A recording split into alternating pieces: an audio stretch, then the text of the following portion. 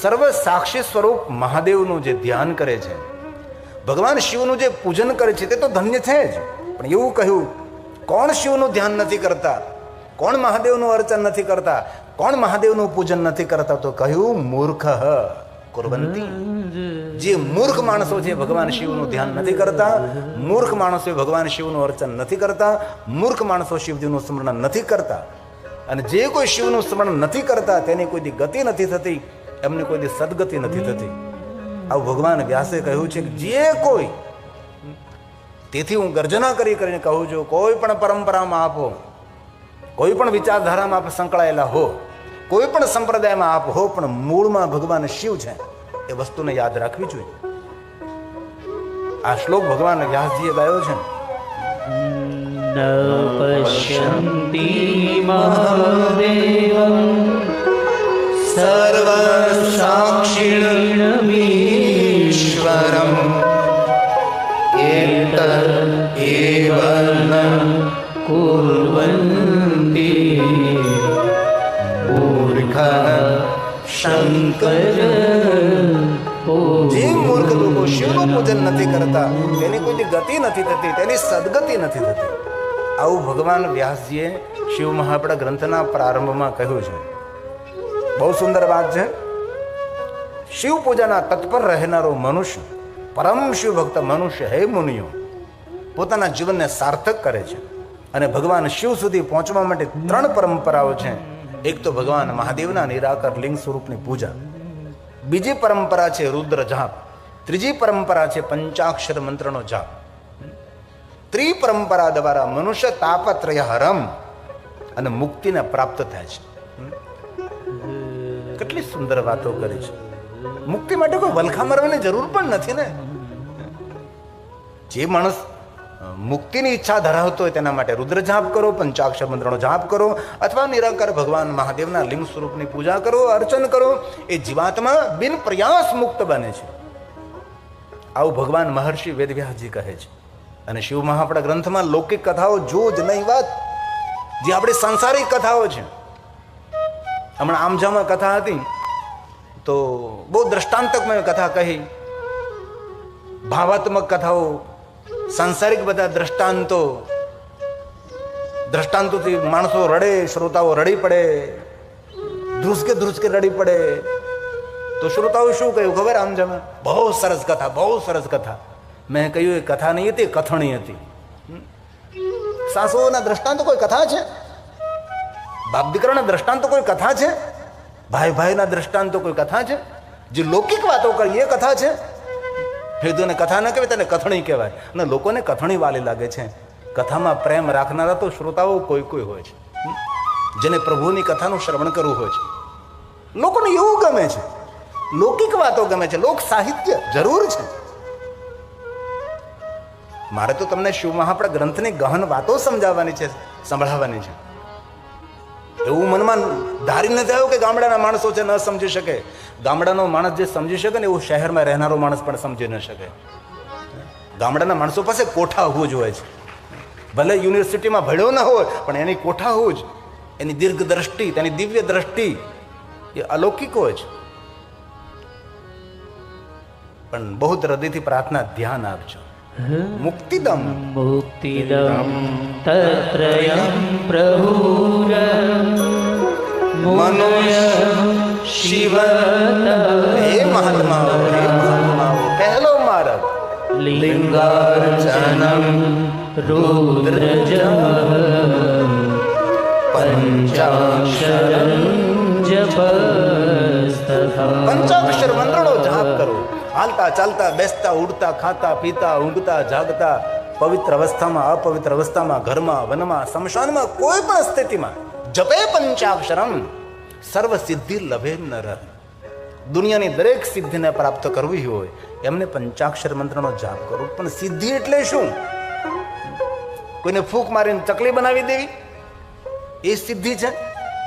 સિદ્ધિનો અર્થ થાય છે સિદ્ધિ દ્રષ્ટિ, દિવ્ય દ્રષ્ટિ, આગવી દ્રષ્ટિ, આગવી સૂઝ, કુચાગ્ર બુદ્ધિ, અને સિદ્ધિ કહેવાય. અને આપણે લોકો એવું સમજીએ કે સિદ્ધિ એટલે જાદુ મંત્ર. નહીં.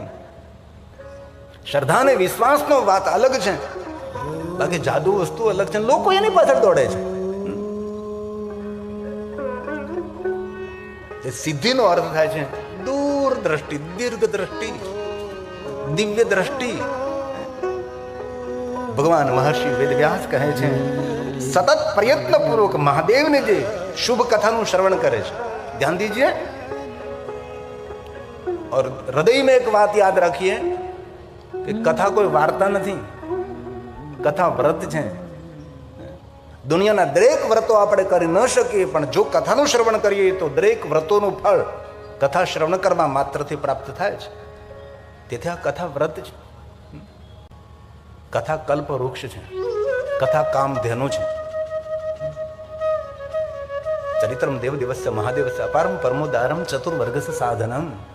ધર્મ અર્થ કામ મોક્ષ માગવા ન પડે, આપોઆપ કથા આપે છે. તેથી શિવ મહાપ્રદ ગ્રંથમાં કહ્યું સતત પ્રયત્ન પૂર્વક મહાદેવજીની શુભ કથાનું જે શ્રવણ કરે છે, જે સાંભળે છે, હે બ્રાહ્મણો, શિવ પ્રત્યે જે પ્રેમ ધરાવે છે એવી બુદ્ધિ ધરાવનારો માણસ ભગવાન શિવના સાનિધ્યને પ્રાપ્ત કરી શકે છે. પોતાની કામના મનોકામનાની પૂર્તિ કરી શકે છે. આ ભગવાન મહર્ષિ વેદવ્યાસજીના વચનો છે. શ્લોક એટલા માટે હું બોલું છું, હું કોઈ કાલ્પનિક વાત તમને નથી કહેવા માંગતો. જે ભગવાન મહર્ષિ વેદવ્યાસજીએ કહ્યું છે એ આપની સમક્ષ હું કહેવાનો પ્રયાસ કરું છું. અઘરું જરૂર લાગે છે, પણ સમજવું બહુ જરૂરી છે. વિદ્યાર્થી ભણતો એને અઘરો વિષય પકડે જ નહીં તો સફળ કેવી રીતે થઈ શકે? એ ક્લાસ 1 ઓફિસર કેવી રીતે બની શકે? જો ભાગતો ફરે કે અઘરો વિષય છે, ભાઈ અમારાથી નહીં થાય, તેના જીવનમાં મોટી સફળતા ન મળે ને. સહેલું સહેલું પકડવાથી કાંઈ ન થાય. કોઈ પણ ક્ષેત્રમાં સફળ થવું હોય તો મોટા મોટા સાહસ કરવા પડે છે, મોટું રિસ્ક લેવું પડે છે, ત્યારે માણસ કોઈ પણ ક્ષેત્રમાં સફળતાને પ્રાપ્ત કરી શકે છે. તેથી ભગવાને કહ્યું છે જે કોઈ આ કથાનું શ્રવણ કરે છે, શૃણુ શૃણુયનેન સતતમ સતતમ મહાદેવ કથા શુભ કરનારી, મંગલ કરનારી, મનોકામનાને પૂર્ણ કરનારી ભગવાન મહાદેવની કથા છે. બુદ્ધિને શુદ્ધ કરનારી અને જીવનના કાર્યોને સિદ્ધ કરનારી આ ભગવાન મહાદેવની કથા છે. શિવ બુદ્ધિ કુરુ પ્રિયા શૈવેષુ સતતમ દ્વિજા શૈવેષુ સતતમ દ્વિજા. બહુ સુંદર વાત કરી છે. સંસારને તરવાનો ઉપાય શંકર ભગવાનનું પૂજન એ શ્રેષ્ઠ ઉપાય છે.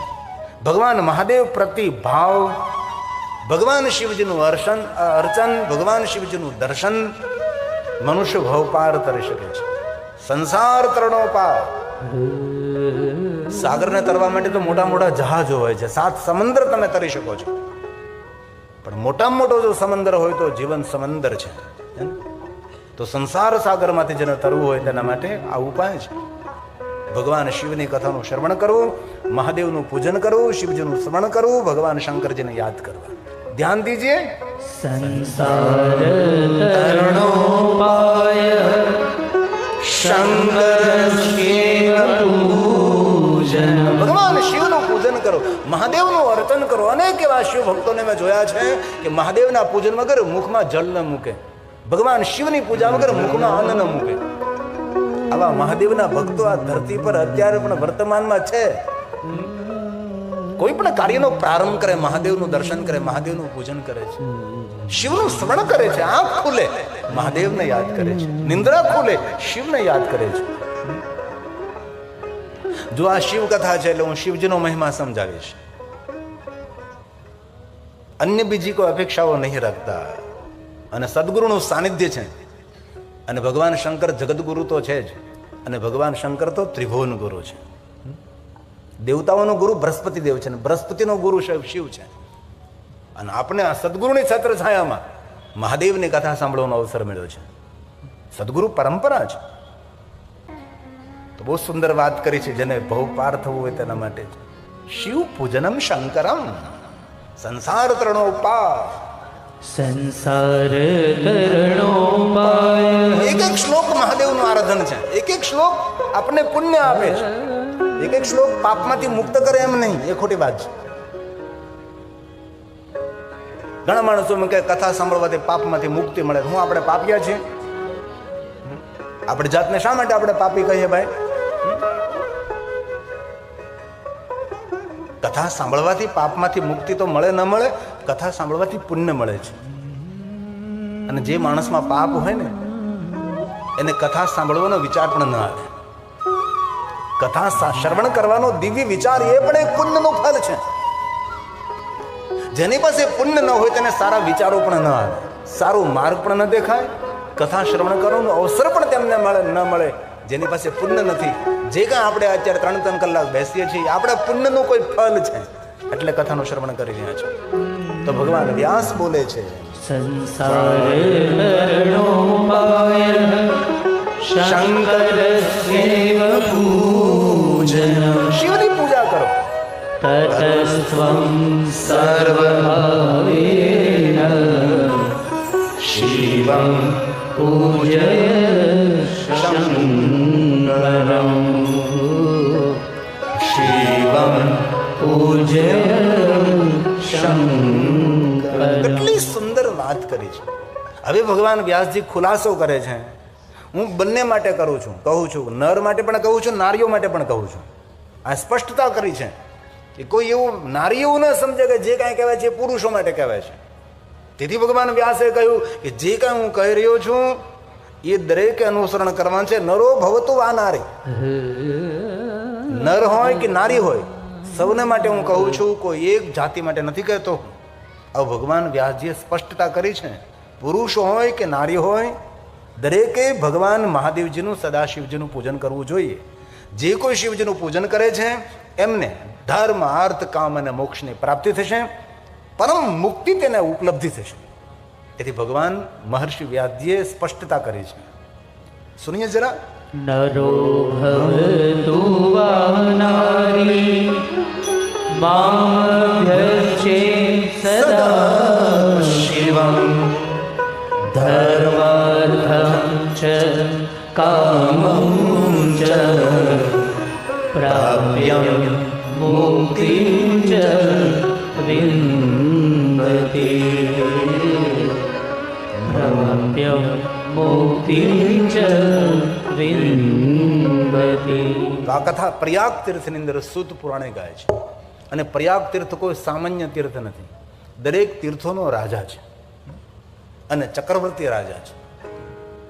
માધવ વેણી, વેણી માધવ જેના સખા છે, જેના મિત્ર છે. પ્રયાગ તીર્થની અદ્ભુત મહિમા છે. ક્યારેક અવસર મળે તો જરૂર પ્રયાગ તીર્થની યાત્રા કરવી જોઈએ.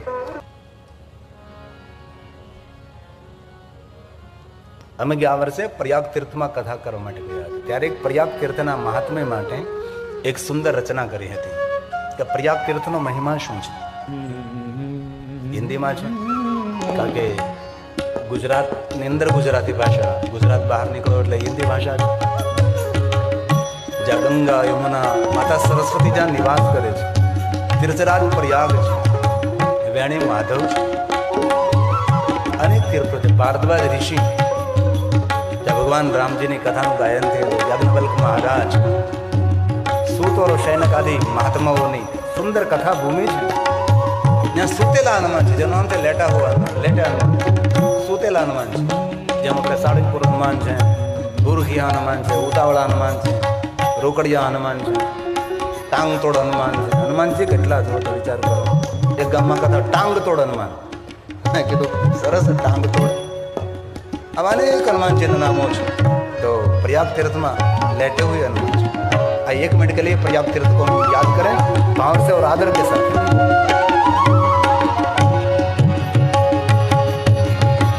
गंगा यमुना सरस्वती संगम, गंगा यमुना सरस्वती संगम, पावन तीर्थ प्रयाग, पावन तीर्थ प्रयाग. गंगा यमुना सरस्वती संगम, गंगा यमुना सरस्वती संगम, पावन तीर्थ प्रयाग.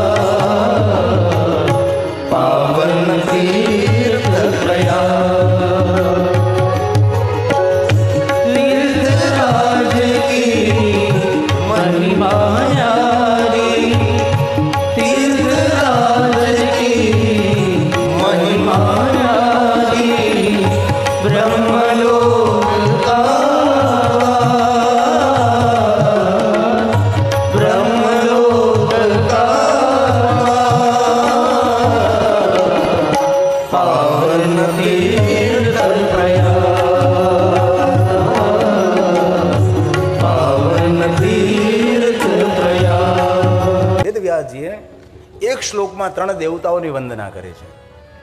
મહાદેવને પ્રણામ કર્યા છે, માતા ભવાનીની વંદના કરી છે અને ભગવાન ગણેશજીને પ્રણામ કર્યા છે. એક શ્લોકમાં 3 દેવતાઓને પ્રણામ કરી અને હવે કથાની અંદર પ્રવેશ કરીએ છીએ. આપણે પણ 3 દેવતાઓને વંદન કરવા જોઈએ ને, કારણ કે વ્યાસ પરંપરા છે. આ મહાદેવની વંદના છે, शंकर भगवान की वंदना है.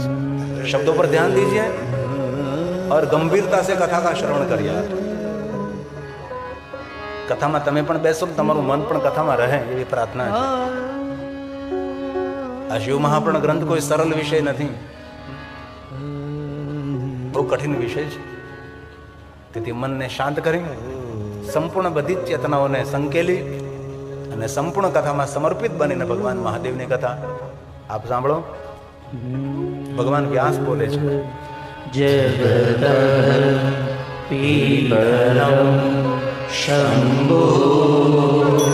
ભગવાન શિવને પ્રણામ કર્યા છે. કઈ રીતે પ્રણામ કર્યા છે? હવે ભગવાન મહાદેવના તો 1000 નામ છે. આપણા શિવમાં આપણા ગ્રંથની અંદર શિવજીના 1000 નામ. તામિલ ગ્રંથોમાં ભગવાન મહાદેવના 10,000 નામ છે. તો પ્રશ્ન એ થાય કે ભગવાન મહાદેવના 1000 નામોમાંથી આ ભગવાન મહર્ષિ વેદવ્યાસજીએ શંભુ નામ શા માટે પસંદ કર્યું છે? ભગવાન મહાદેવના 1000 નામો શ્રી હરિ ભગવાન વિષ્ણુજીના મુખમાંથી પ્રગટ થયા. સહસ્ત્ર કમલ મેં હો રહે ધારી કિન્હી પ્રેક્ષા તબહી પુરારી. એક કમલ પ્રભુ રાખે જોઈ, કમલ નયન પૂજ ન સહસ હોય. 1000 કમળોથી ભગવાન વિષ્ણુજી મહાદેવનું પૂજન કરે. એક એક નામ બોલે, એક એક કમલ મહાદેવને અર્પણ કરે છે. કઠિન ભક્તિ, કઠિન ભક્તિ, કઠિન ભક્તિ દેખી પ્રભુ શંકર ભયે પ્રસન્ન દી ઈચ્છિત. વિષ્ણુ ભગવાનની આવી કઠિન ભક્તિ જોઈ અને જે મનમાં ઈચ્છા હોય એ બધા જ વરદાનો ભગવાન વિષ્ણુજીને મહાદેવે આપ્યા છે. ત્રણયામ રક્ષાય ત્રિપુર હર જાગૃતિ ચકતા. વિષ્ણુ ભગવાનને ચક્ર આપ્યું છે જગતની રક્ષા અર્થ. અને મહાદેવ એક એવા દેવ છે, શાસ્ત્ર વિદ્યા પણ આપે અને શસ્ત્ર વિદ્યા પણ આપે. જો વિદ્યાર્થી ઉપાસના કરે તો વિદ્યા મળે છે. વિદ્યાર્થી લભતે વિદ્યા, ધનાર્થે લભતા ધનમ, પુત્રાર્થે લભતે પુત્રાન, મોક્ષાંતે લભતે ગતિમ. જેના મનમાં જે ઈચ્છા હોય બધી જ ઈચ્છાઓની પૂર્તિ કરનારા ભગવાન શંકર છે. વિશ્વના કોઈ દેવતાઓ ના આપી શકે, મારા મહાદેવ આપી શકે છે. ભગવાન શિવ માટે કોઈ અસંભવ શબ્દ નથી. સંભવે નહીં સર્વથા એ શિવ છે, એ મહાદેવ છે. ધન નિર્ધન કો દેત સદાઈ, જો કોઈ ઝાંસે હો ફલ પાહી. જેના મનમાં જે ઈચ્છા હોય એ મહાદેવ આપી શકે છે. અરે કોઈ દંપતી ની સંતાન હોય, ઇધર ઉધર ભટકવાની જરૂર નથી. મહાદેવની પાસે જાઓ. પુત્ર હિનકર ઈચ્છા કોઈ નિશ્ચય શિવ પ્રસાદથી હોય. શંકરજી મનોકામના ઈચ્છા પૂર્તિ કરી શકે છે. ખબર નહીં આપણે તો ક્યાં ક્યાં ભટકતા રહીએ છીએ. કોઈ દંપતીની સંતાન હોય તેને કોઈ જગ્યાએ ભટકવું ન જોઈ. તમારું મનની કામના પૂર્ણ કરવા માટે તમારા ગામનો મહાદેવ તમારી રાહ જોવે છે. એકવાર તો મારી પાસે આવો, એકવાર તો મારા સુધી પહોંચો. એ શિવ છે. અને જીવનનું કોઈ મોટામાં મોટું પાપ કર્મ હોય તો કોઈ માણસ, કોઈ વ્યક્તિને શિવ ભક્તિથી વંચિત કરો. શિવ મહાપુરાણ ગ્રંથમાં કહ્યું, કોઈ મનુષ્યને મહાદેવની ભક્તિથી વંચિત કરો તેનું મૃત્યુ છે, તેની હત્યા છે. અને જીવનનું સંસારનું મોટામાં મોટું કોઈ પુણ્ય કર્મ હોય, મોટામાં મોટું કોઈ સત્કર્મ હોય, એનાથી કોઈ મોટું પુણ્ય કર્મ ન હોય. એવું કોઈ મોટું પુણ્ય કર્મ હોય તો સંસારમાં કોઈ ભટકતો મનુષ્ય હોય એને મહાદેવની ભક્તિનું દાન કરવું એનાથી મોટું કોઈ પુણ્ય પણ નથી. તેનાથી મોટું કોઈ સત્કર્મ પણ નથી. એ મહાદેવ છે, એ ભગવાન શિવ છે. તો પ્રશ્ન એ થાય કે શંભુ નામ શા માટે હોય? કારણ કે સ્વયંભૂ છે, વિભૂ છે, પ્રભુ છે, જગતના રચયિતા છે. જે સ્વયંભૂ છે, જેમના રચયિતા કોઈ નથી. જે સ્વયંભૂ છે, વિભૂ છે, પ્રભુ છે, એટલે શંભુ છે. કેટલી સુંદર શબ્દ પંક્તિ કહે.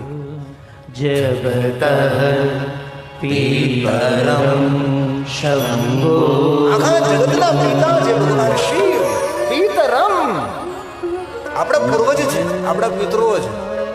તેથી શિવ મહાપડ ગ્રંથમાં કહ્યું કે મહાદેવનું અર્ચન કરે, મહાદેવનું પૂજન કરે, મહાદેવને જલાભિષેક કરે છે, જે શિવનું સ્મરણ કરે છે તેના પિતૃ તૃપ્ત રહે છે.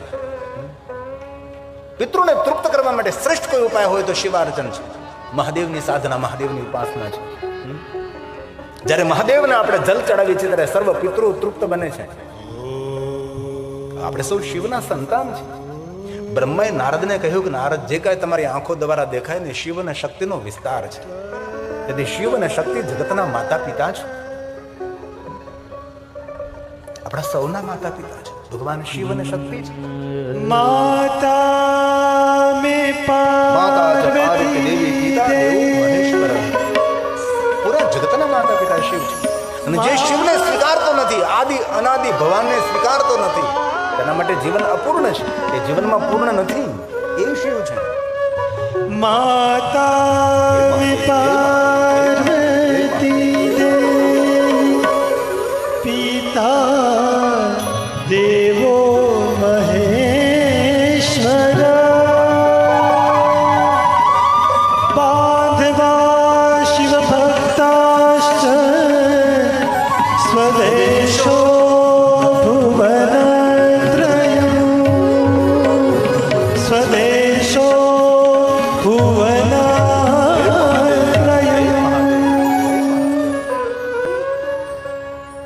તેથી ભગવાન મહર્ષિ વેદવ્યાસજી કહે છે, આપ જગતના પિતા છો. જીવનની તૃપ્તિ માટે, પિતૃઓની સંતુષ્ટિ માટે દરેક મનુષ્યોએ ભગવાન મહાદેવનું અર્ચન પૂજન કરવું જ જોઈએ. શિવના અર્ચન વગર, શિવના પૂજન વગર, શિવના સ્મરણ વગર જગતમાં કોઈને તૃપ્તિ નથી મળતી. જીવને તૃપ્ત કરનારો શિવ છે. તેથી ભગવાન મહર્ષિ વેદવ્યાસજી કહે છે, હું પ્રણામ કરું છું. ભગવાન શિવની વંદના છે, અને જે મહાદેવને વંદન કરે તે સંસારની વેદનાઓમાંથી મુક્ત રહે છે. એ શિવ મહાપડ ગ્રંથ છે. જગત પીપરમ શંભો જગતો માતરમ શિવા તત્પુત્ર ગણાધીશમ નત્વૈતદ વર્ણયામહે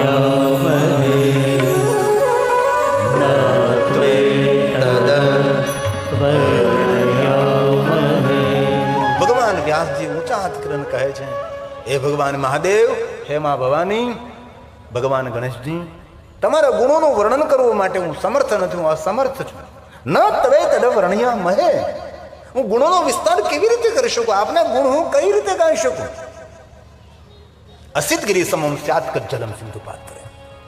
પુષ્પદંત મહારાજ, માતા શારદા નિરંતર દિવસ અને રાત્રિ, દિવસ અને રાત્રિ આ પુષ્પદંત મહારાજજીના સુંદર શબ્દો છે.